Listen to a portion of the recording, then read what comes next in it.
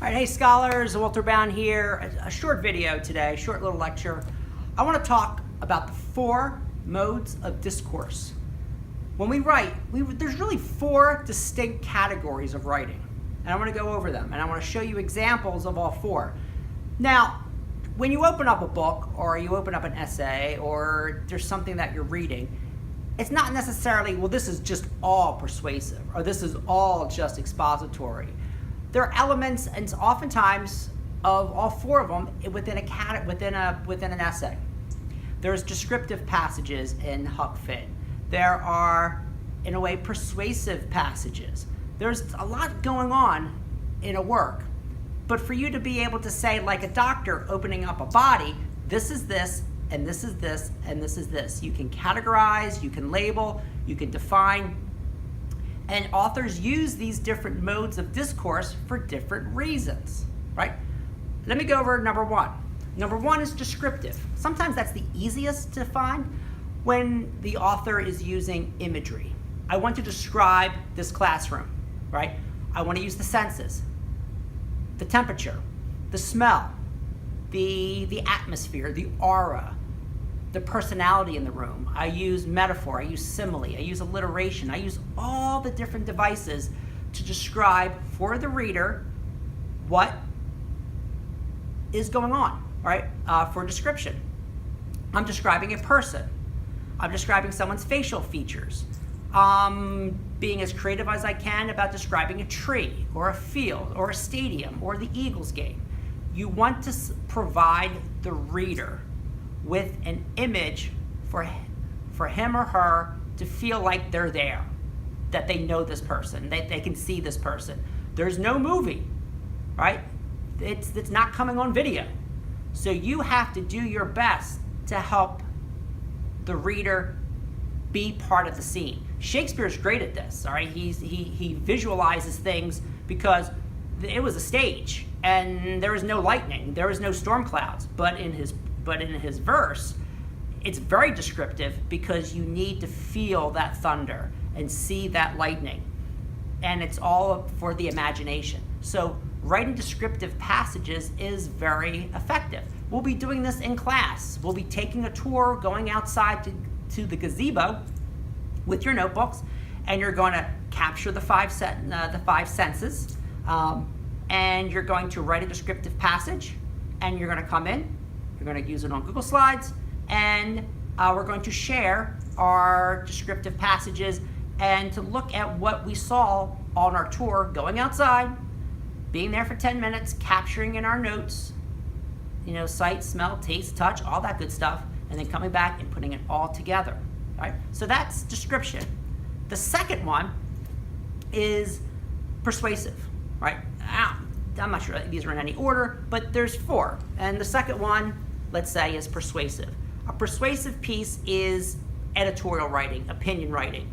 You want to persuade someone that you are correct. Now, there's been critics who say that all writing is persuasive, that you're trying to manipulate a person's emotions, whether it's through description or expository. But we can categorize one mode of writing, one of the essential modes of writing, as persuasion. So a Trump speech, that's persuasion. A piece that you read in the newspaper on the editorial page, that's persuasion. You trying to persuade your parents to borrow the car keys to the Porsche, that's persuasion. You trying to get an hour more for your curfew, that's persuasion, right? And there's so much we have to do with persuasion when we talk about rhetoric. That is lectures down the road. But I want at least today to get 4 modes of writing, of discourse. So we have description, we have persuasion. Third one is we have expository, right? Expository writing is when you need to explain something. So when you write your essay on Huckleberry Finn, you're not writing description, you're not really writing persuasion, unless in a way you're writing to prove a thesis, but you're doing it to explain, right? You're doing a bit of analysis, right? So it's analytical writing.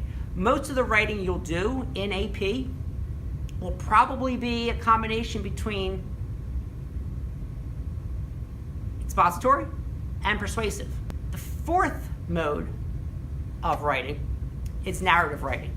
The first essay that you wrote, many of you did expository. It wasn't really a narrative. It wasn't really a story. Some of you wrote a story that had a specific place, it had a setting, it had dialogue, there was some description in it, but for the most part you were telling and explaining why you were always a baseball player or always an artist. Right? True narrative comes from storytelling.